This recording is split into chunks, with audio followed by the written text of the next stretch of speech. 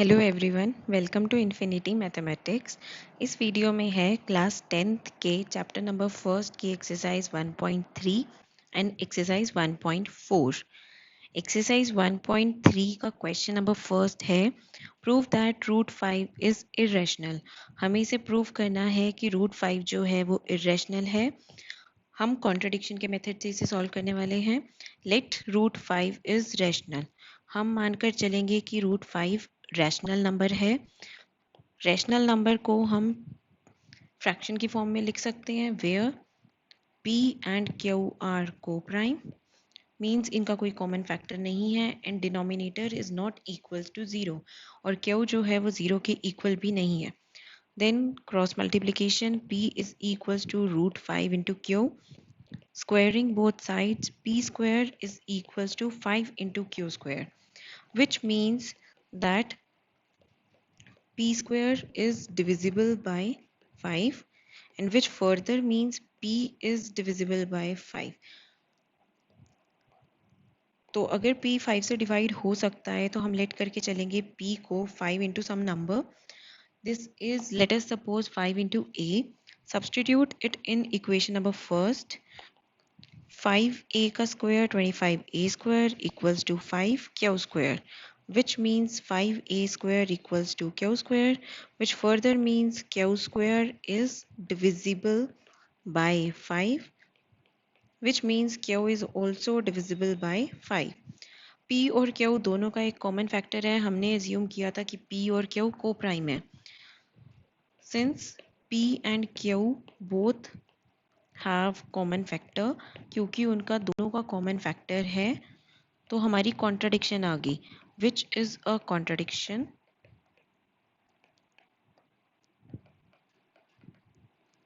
Therefore our assumption was wrong. जो हमने माना था वो गलत माना था। तो हमने माना था कि रूट 5 रैशनल है, गलत माना था, तो रूट 5 जो होगा वो इररेशनल बन जाएगा। This implies root 5 is irrational. Question number second, prove that 3 + 2 root 5 is irrational. हम लेट करके चलेंगे कि 3 + 2 रूट 5 भी रैशनल है। Let 3 + 2 root 5 is rational. Rational number can be represented in the form of p by q, where q is not equals to 0 and p and q are co-prime. Then we can write it as 2 root 5 is equals to p by q minus 3, which further means p minus 3q divided by 3. It is equals to 2 root 5, means root 5 is equals to p minus 3q divided by 2q.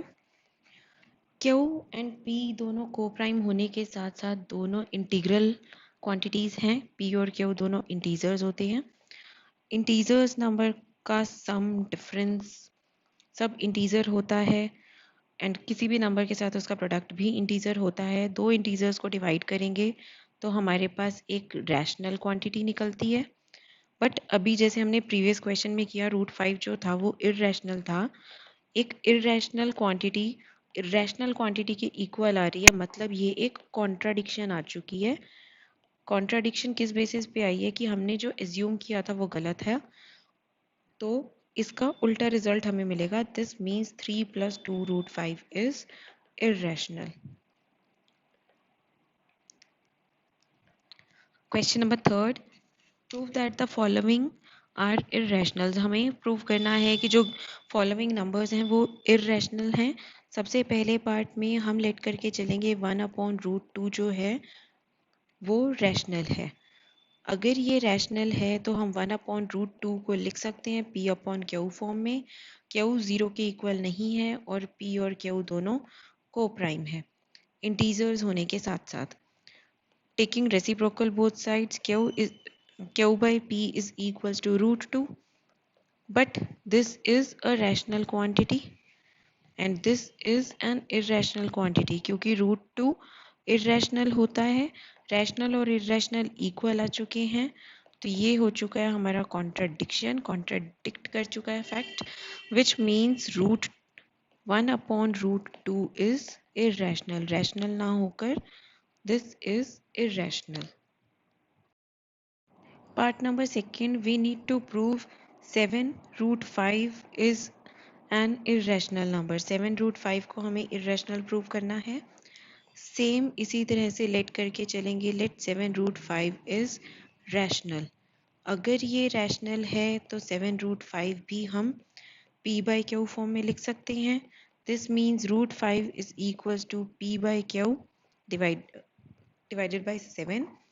This is a rational quantity and this is an irrational quantity. तो हमारे पास contradiction आ चुकी है. Contradiction आने की वजह से जो हमने फैक्ट लेट किया था वो गलत लेट किया था. This mean 7 root 5 is irrational. And इसका लास्ट पार्ट है पार्ट नंबर थर्ड. प्रूफ करना है 6 plus root 2 is irrational. Same इसी तरह से हम लेट करके चलेंगे. 6 प्लस रूट 2 इज रैशनल. अगर ये रैशनल है तो हम इसको p बाई क्यू फॉर्म में रिप्रेजेंट कर सकते हैं. Root 2 is equals to p by q minus 6, which means root 2 is equals to p minus 6q by q. This is a rational quantity and this is an irrational quantity, which is a contradiction. क्योंकि rational और irrational equal नहीं होते. This means root 2 plus 6 is irrational. ये rational ना होकर irrational है. Exercise 1.3 is completed here.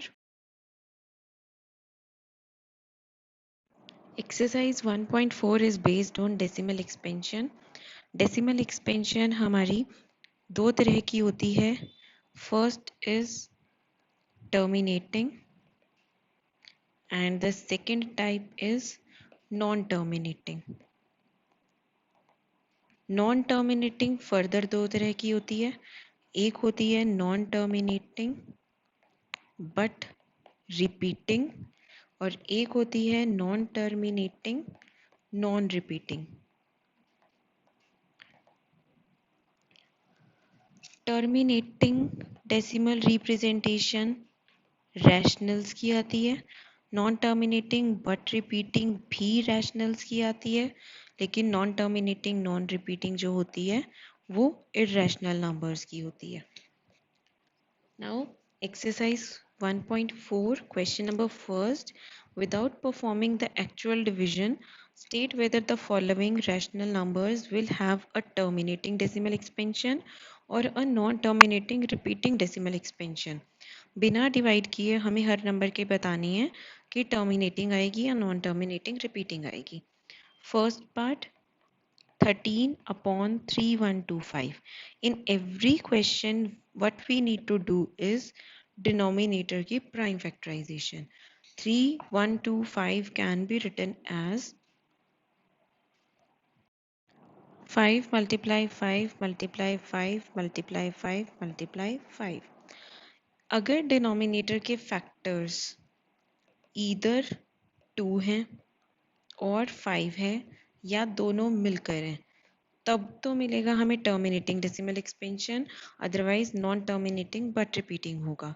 तो यहाँ पर डिनोमिनेटर के फैक्टर्स सारे 5 हैं, इसके अलावा कुछ भी नहीं है. This means it is terminating decimal expansion.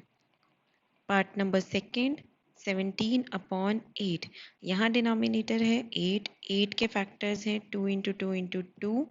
यहाँ पर भी सिर्फ 2 है, 2 के अलावा कुछ भी नहीं है. Means it is terminating decimal expansion.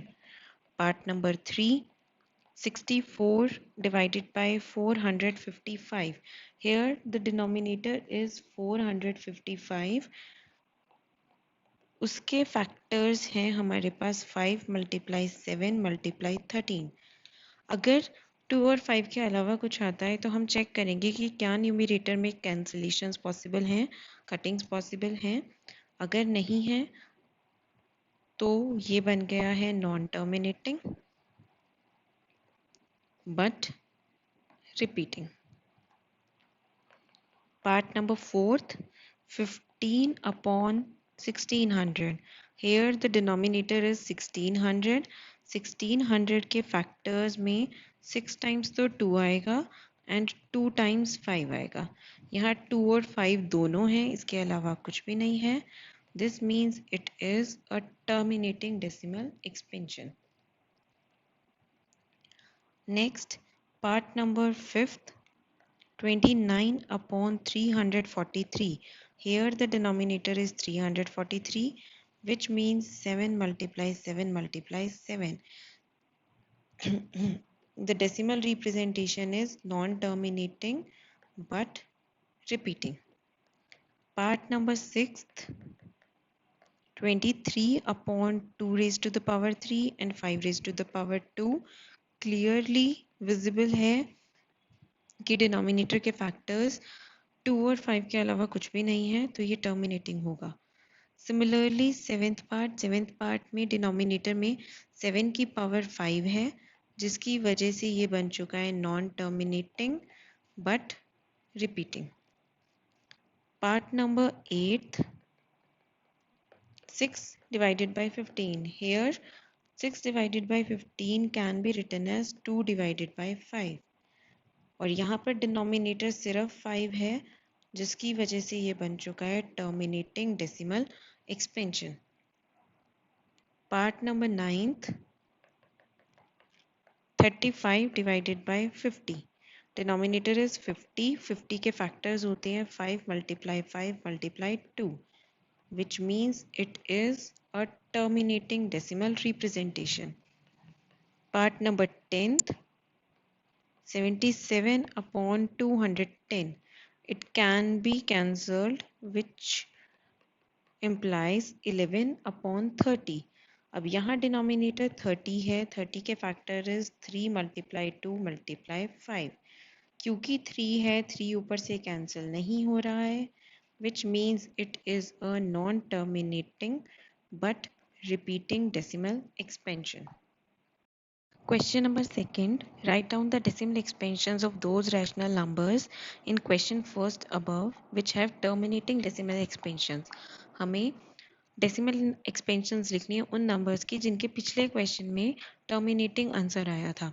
तो एक तो सिंपल मेथड है कि आप डिवाइड कीजिए एंड उसके बाद आप डेसिमल फॉर्म में से कन्वर्ट कीजिए।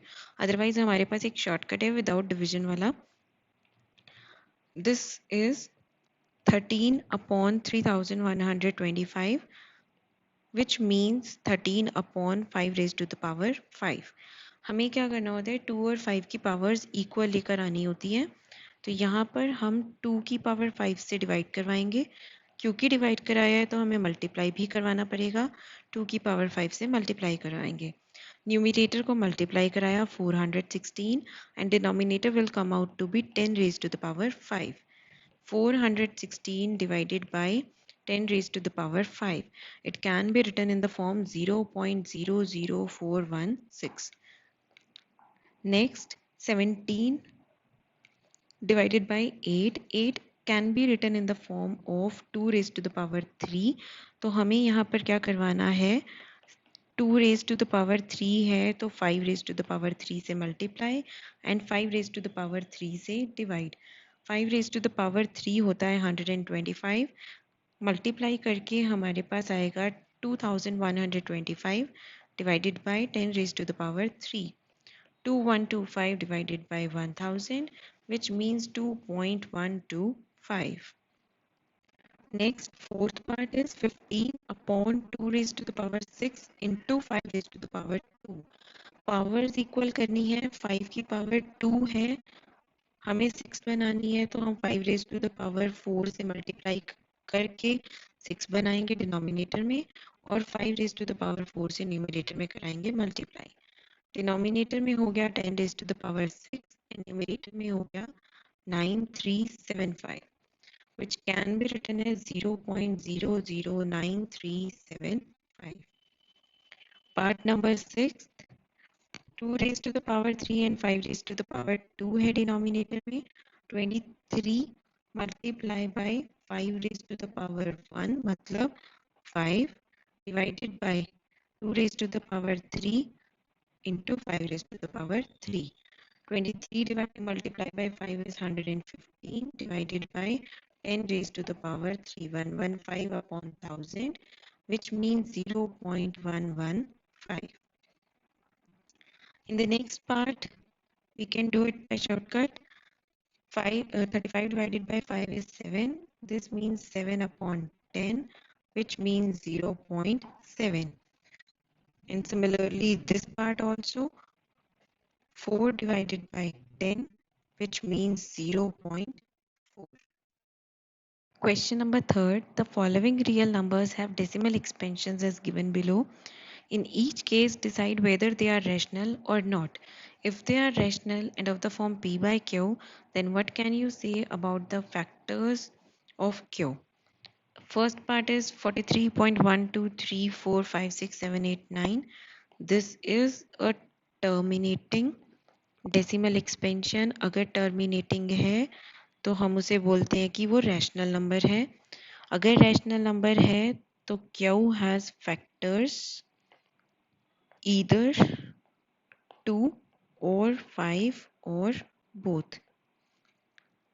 Second part 0.1201, 12001, 1200001, 20000 up to so on. ना तो ये terminate हो रहा है ना ही ये repeat हो रहा है.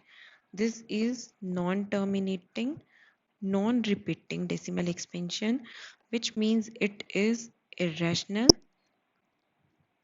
And the third part is clear है कि बार लगा हुआ है. बार का मतलब होता है कि वो टर्मिनेट नहीं हो रहा बट रिपीट हो रहा है.